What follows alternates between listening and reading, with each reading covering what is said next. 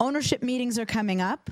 One of the topics is a change, perhaps, in ownership rules. I think for all the reasons you have shared, we're going to see that change, whether it's this week or soon thereafter. I'd love any additional thoughts you have on the prospect of a change in ownership requirements and anything else you have to offer about the league meetings.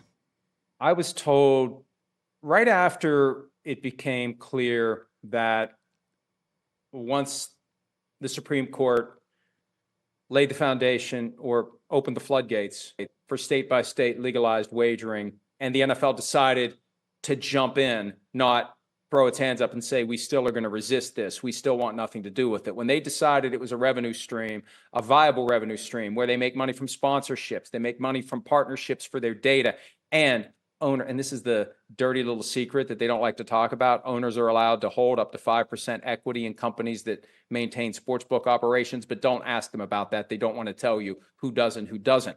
There's big money to be made there. Once that happened, you look at NFL franchises, and I was told that the average run-of-the-mill franchise within a not too distant time period is going to be worth $8 to $10 billion. The problem, Amy, as you know, when you've got a franchise worth that much money, and one of the things I love about the NFL, you've got these multi-billion-dollar businesses that are basically mom and pop operations. Yep. And when pop dies, what are you going to do? How are you going to pay the estate taxes? And we've seen families like Joe Robbie and Jack Kent Cooke who've had to sell because they couldn't pay the estate taxes. They're trying to come up with ways to make it easier to continue these family-owned food trucks that are generating billions of dollars in revenue every year without having to convert the model to something that would be more corporate in nature. And I'm a proponent of making them all publicly held corporations. Wouldn't that be something if you could buy stock in the Steelers, that you could buy and sell stock in the Raiders? And we already can in the Packers, but we know that the stock's worthless. What if it was real value that was out there for people to buy and sell, and there was a board of directors, and there were proper committees, and decisions were made in the right channels, not just somebody rolls out of bed one day and says, I want to fire my coach. So I think there's a lot of value in shaking up the current model. What they're going to be doing, starting with the ability of private equity funds to buy a piece of these teams, they're trying to find a way to keep the values of the teams going up, but still allow them to be held by mom and pop. And at some point, Amy, that's going to collapse. The value is going to be too much. There's not going to be any way for any mom and pop operation to continue to hold these teams. They're going to be a victim of their own financial success. Well, Mike, you know what I'm about to say, but I'm sharing it for those who are listening or watching who may not know this. The three strictest restrictions, if you will, the rules that are the hardest to accommodate for a prospective team sale. One, the limit on the number of owners who can have equity in a team. Two, the limit in debt that can sit on a team or on its controlling owner. And three, the requirement that there is a controlling owner who owns a significant percentage of the team. It is now 30% for those coming in now. Some were grandfathered at 20%, but that grandfathering period is over. So when you put all of that together, you're running out of people that can just walk in and buy a team, own the 30% without exceeding the debt limit, without exceeding the debt limit on the team, and without having more than the allowed numbers. And you're absolutely right, of course. It's an issue that comes up with respect to estates. I handled the estate work for Al, but of course that was well before teams were worth what they are now. But it also happens just when someone wants to sell.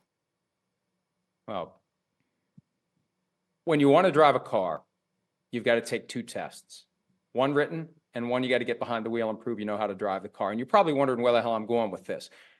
There's no test to own an NFL team. You just have to have enough money. It doesn't matter where you earned it. You just have to have the money, or you have to be related in the right spot at the right time when the person who owns the equity dies and it falls into your lap.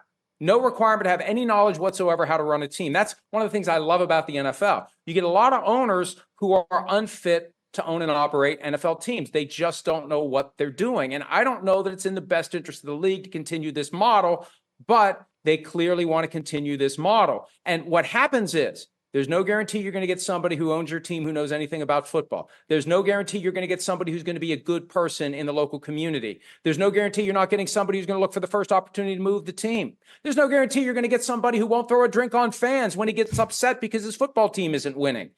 These are all the direct consequences of making it all about who's got the most money. And as you said, Amy, there aren't many people out there Yeah, you're who running can out. show up and write the check for the 30,000 or the 30%, to have the cash on hand to buy 30% of the team. There aren't many people in the world who have those kinds of assets. Well, Tom Brady's showing up with a check. So how does this affect what you're talking about? Well, I think he's trying to get there. I think there's a very quiet race between him and Peyton Manning to see which one can get to that number first.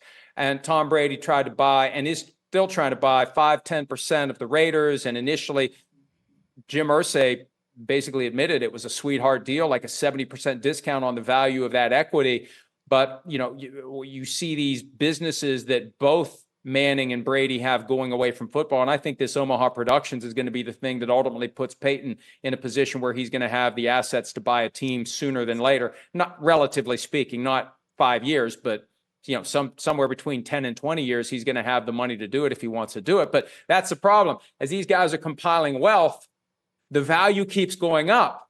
So as long as that 30% rule that Amy talked about is there, you're constantly chasing that car and you're never going to catch it. So they're going to have to make more changes. I think that this private equity exception is just going to be the first step, Amy, to allow them to continue to do it where it's one person who buys it with the money that he or she has made elsewhere, and then it gets passed along inside the family once that person moves on to the great football field in the sky. Well, I think you're absolutely right. We are or going elsewhere, to, or otherwise. I think or the much warmer football field. I think you're absolutely right. We're going to see changes in the ownership rules. I don't know if it'll be at this league meeting or at one that comes up, but for the reasons we've just been discussing, you're running out of people that can proverbially speaking, write the check, and they're going to have to adjust the ownership rules. But as specifically goes for Brady, do you think he will be able to get this sliver of a deal? Do you think that too many people will say no? Maybe it comes from within Raiders. Maybe there's other owners within that don't want him to have a piece because of the value of it.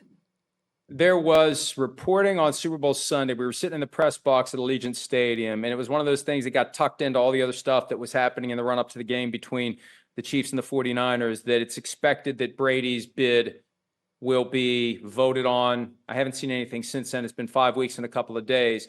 But whatever defects were there, they were being addressed. At one point, and Mark Davis was the guy who spoke out most loudly against the rule that prohibits giving equity to employees, slamming the door on the possibility of a player getting a small slice of the team, a coach getting a small slice of the team. I believe that Mark Davis was going to help finance this deal for Brady's sake by having Brady work for the team, and the equity was going to be part of his compensation. But they had to come up with something to bridge the gap between fair market value for the equity and whatever Tom Brady was going to pay, because they just don't want the value of equity in any franchise to be downgraded by somebody doing a sweetheart deal with a Tom Brady. So that's the one big issue that's kept it from getting done. Now, from time to time, I will hear that they don't care about him working for Fox as the number one analyst on their NFL broadcast. Sometimes it is an issue that there's a clear conflict of interest there. He was one of the voters this year for the AP awards, which to me, it's like this guy is in the process of acquiring equity interest in the Raiders. It would seem like that shouldn't be the case. So part of it is he's Tom Brady. And, being Tom Brady carries a lot of sway when it's time for rules to be ignored, except when there isn't enough air in the footballs. Suzy, you just raised something very, very, very interesting and very, very, very wise. I don't know what the movie was, but remember that quote, "The call is coming from inside the house." Certainly there are owners around the league, throughout the league, who want to make sure that they're comfortable with the number at which the interest is pegged. And to sell the interest, there needs to be a vote of ownership. But Raider ownership, and I'm not talking about Mark Davis, the Raiders are a limited partnership, and limited partners in the team need to be comfortable with that as well. So when you said the call may be coming from inside the house, you're absolutely right. Existing limited partners have to accept the number at which the amount is being offered, or they can exercise rights they have with respect to that potential sale. So I think a big difference will be, if you sell them 1%, existing owners in the team might not exercise their rights. Other owners might be okay. You start getting to a number like 5% or 10%, there might be other owners in that team who say, whoa, whoa, whoa, whoa, stop right there. I just quoted Samuel L. Jackson. Whoa, whoa, whoa, stop right there. We want to exercise our rights. That's a great point. And look, this is me saying it. I'll give the disclaimer in advance. This is not Amy Trask saying it. Mark Davis doesn't strike me like the kind of guy who's going to understand all those complexities and niceties. And it seems like he just wants to have a buddy. He had a buddy in John Gruden, and that didn't work out. And he's looking for another buddy. And he wants Tom Brady to be his buddy. And he's willing to give him this great deal on equity so he and Tom Brady can be buddies. I say that half jokingly, but half seriously. And he just doesn't. And this is another reason why. Yeah, what did he ever do to own an NFL team?